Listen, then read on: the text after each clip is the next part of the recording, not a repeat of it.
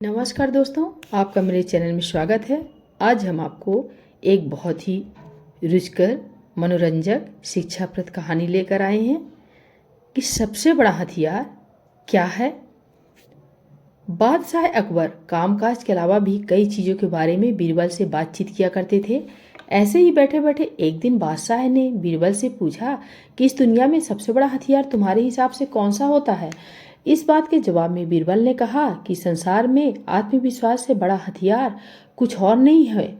यह बात अकबर के समझ में नहीं आई, लेकिन फिर भी उन्होंने कुछ नहीं कहा। उनके मन में हुआ कि समय आने पर इस बात की परख की जाएगी।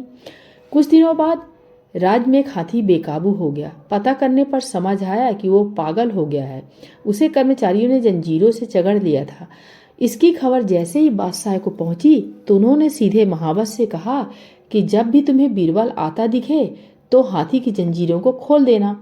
यह सुनकर महावत हैरान हो गया, लेकिन अब बादशाह का आदेश था, इसलिए सिर झुकाकर चला गया।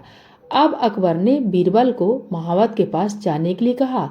महावत ने भी बादशाह के आदेश का पालन करते हुए बीरबल को आते देख हाथी को जंजीरों से मुक्त कर दिया।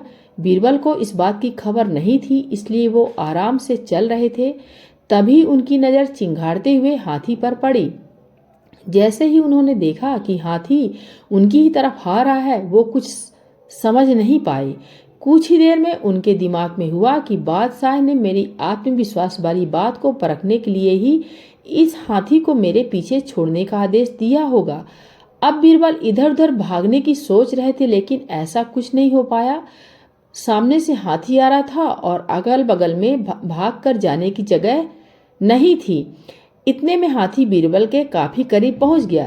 तभी बीरबल ने सामने एक कुत्ते को देखा और उसे टांगों से पकड़कर हाथी की तरफ फेंक दिया।